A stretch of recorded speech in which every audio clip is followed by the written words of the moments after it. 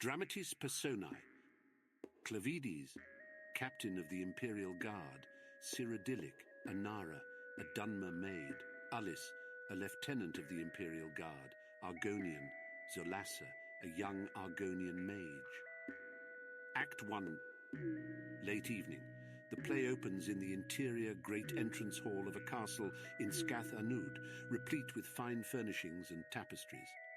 Torches provide the only illumination. In the centre of the foyer is a great iron door, the main entrance to the castle. The staircase up to the landing above is next to this door. On stage left is the door to the library, which is currently closed. On stage right is a huge suit of armour, 20 feet tall, nearly touching the ceiling of the room. Though no one can be seen, there is the sound of a woman singing coming from the library door. A loud thumping knock on the iron front door stops the woman's singing. The door to the library opens, and Anara, a common-looking maid, comes out and hurries to open the front door. Clavides, a handsome man in imperial garb, stands there. Anara: "Good evening to you, Sergio." Clavides: "Good evening. Is your master at home?" Anara: "No, Sergio, it's only me here. My master Sedura Kenna Telvani Hordalf Shear is at his winter estate. Is there something I can do for you?" Clavides: "Possibly. Would you mind if I came in?" Anara: "Not at all, Sergio, please. May I offer you some flin?" Clavides comes into the hall and looks around. Clavides: "No, thank you. What's your name?" Anara: "Anara. Sergio." Clavides: "Anara, when did your master leave Scath Anud?" Anara: "More than a fortnight ago. That's why it's only me in the castle, Sergio. All the other servants and slaves who tend to his lordship travel with him. Is there something wrong?" Clavides: "Yes, there is. Do you know an Ashlander by the name of Sulcarifa?" Anara: "No, Sergio, I don't know no one by that name." Clavides: "Then you aren't likely to now. He's dead. He was found a few hours ago dying of frostbite in the Ashlands. He was hysterical, nearly incomprehensible, but among his last words were castle and Zir." Anara: "Dying of frostbite in summertide in the Ashlands. Bavek, that's strange. I suppose it's possible that my master knew this man, but being an Ashlander and my master being of the house of Telvani, well, if you'll pardon me for being flippant, Sergio, I don't think they could have been friends." Clavides: "That is your master's library. Would you mind if I looked in?" Anara: "Please, Sergio, go wherever you want. We got nothing to hide. We're loyal imperial subjects." Clavides: "As I hear, are all Telvani." Note from the playwright: this line should be delivered without sarcasm. Trust the audience to laugh. It never fails, regardless of the politics of the locals. Clavides enters the library and looks over the books. Clavides: "The library needs dusting." Anara: "Yes, Sergio. I was just doing that when you knocked at the door." Clavides: "I'm grateful for that. If you had finished, I wouldn't notice the space in the dust where a rather large book has recently been removed. Your master is a wizard, it seems." Anara: "No, Sergio.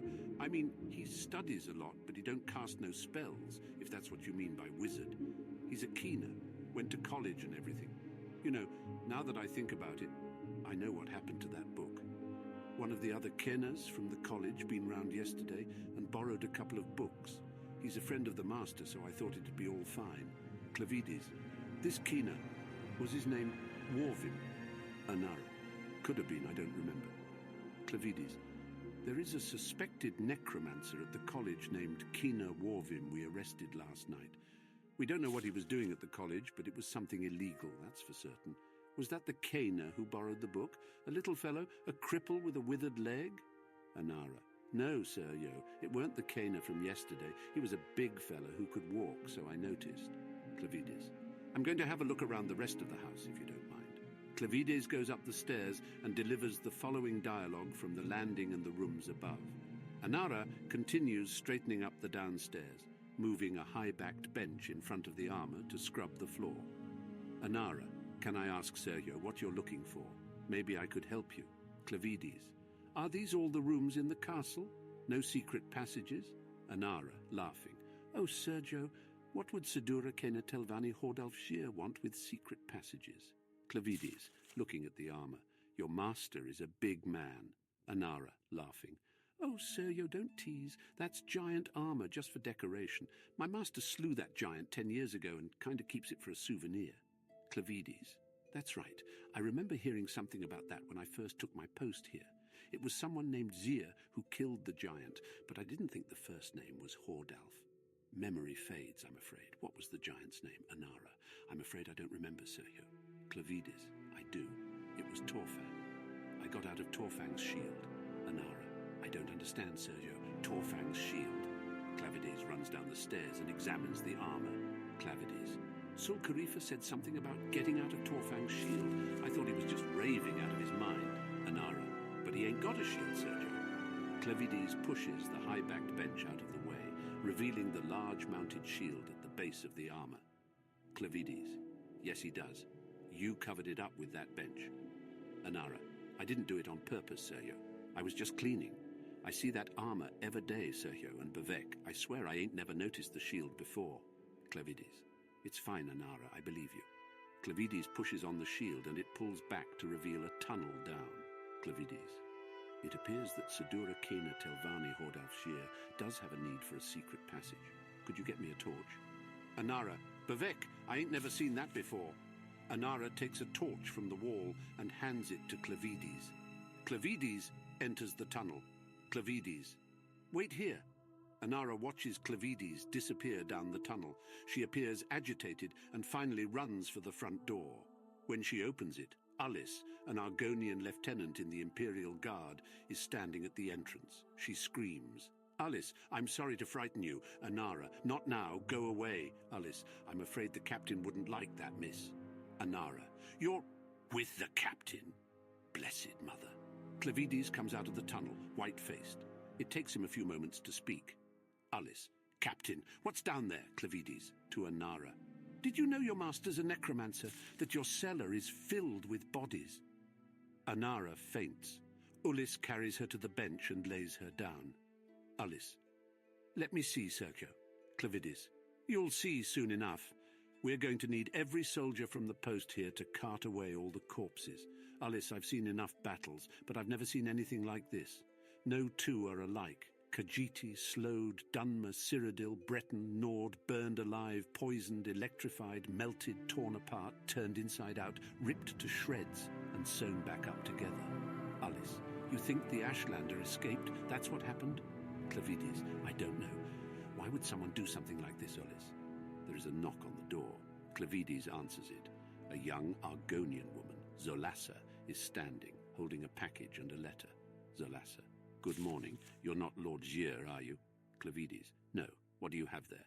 Zolassa. A letter and a package I'm supposed to deliver to him. Will he be back shortly? Clavides. I don't believe so. Who gave you the package to deliver? Zolassa. My teacher at the college, Kima Warvim. He has a bad leg, so he asked me to bring these to his lordship. Actually, to tell you the truth, I was supposed to deliver them last night, but I was busy. Alice. Greetings, Sistra. We'll give the package to his lordship when we see him. Zolassa. Ah, hail, brother. I had heard there was a handsome Argonian in Skathanud. Unfortunately, I promised Kima Warvim that I'd deliver the package directly to his lordship's hands. I'm already late. I can't just... Clavides. We're Imperial Guard, miss. We will take the package and the letter. Zolassa reluctantly hands Clavides the letter and the package. She turns to go. Alice, you're at the college if we need to see you. Zolassa. Yes, fair tidings, brother. Alice. Good night, sister. Clavides opens the package as Zolassa exits. It is a book with many loose sheets. Clavides. It appears we've found the missing book, delivered to our very hands. Clavides begins to read the book, silently to himself. Alice, to himself, very pleased. Another Argonian in Skatanud, and a pretty one at that. I hope we weren't too rude to her. I'm tired of all these women with their smooth, wet skin. It would be wonderful if we could meet when I'm off duty. While Alice talks, he opens the letter and reads it. Alice continues. She looks like she's from the south, like me. You know, Argonians from northern Black Marsh are much less.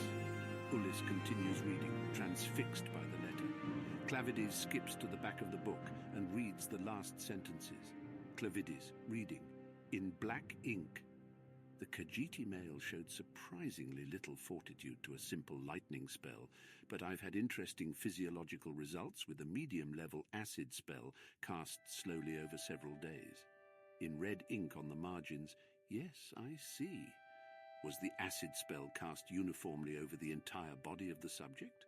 In black ink, the Nord female was subjected to 16 hours of a frost spell, which eventually crystallized her into a state of suspended animation from which she eventually expired. Not so the Nord male, nor the Ashlander male who lapsed into their comas much earlier, but then recovered. The Ashlander then tried to escape, but I restrained him. The Nord then had an interesting chemical overreaction to a simple fire spell and expired. See the accompanying illustration. In red ink, yes, I see.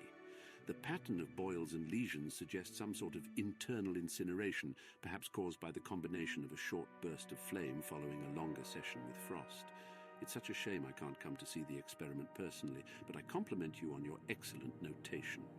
In black ink, thank you for the suggestion about slowly poisoning my maid Anara.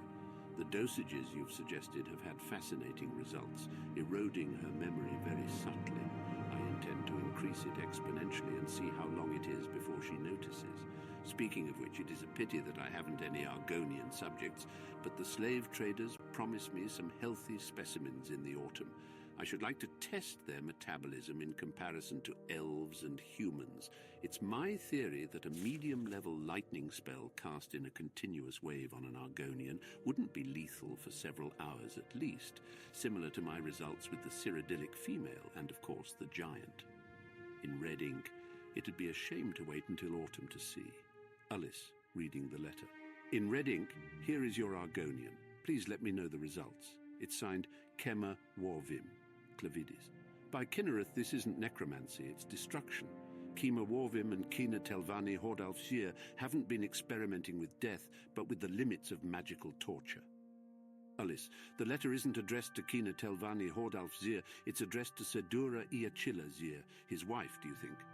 Clavides, Iachilla. That was the Telvanni of the Zir family, who I heard about in connection with the giant slaying. We'd best get the maid out of here. She'll need to go to a healer. Clavides wakes up Anara. She appears disoriented. Anara, what's happening? Who are you? Clavides, don't worry. Everything is going to be fine. We're going to take you to a healer. Ulis, do you need a coat, Iachilla? Anara, thank you. No, I'm not cold. Anara, Iachilla stops, realizing that she's been caught. Clavides and Ulis unsheathe their blades. Clavides, you have black ink on your fingers, your ladyship. Ulis, and when you saw me at the door, you thought I was the Argonian your friend Warvim sent over. That's why you said, not now, go away. Anara Iachilla, you're much more observant than Anara. She never did understand what was happening, even when I tripled the poison spell, and she expired in what I observed as considerable agony. Ulis, what were you going to use on me first, lightning or fire? Anana Iachilla, lightning! I find fire to be too unpredictable. As she speaks, the flames in the torches extinguish. The stage is utterly dark. There is the sound of a struggle, swords clanging. Suddenly, a bolt of lightning flashes out, and there is silence. From the darkness, Anana Iachilla speaks. Anana Iachilla, fascinating. There are several more flashes of lightning as the curtain closes. The end,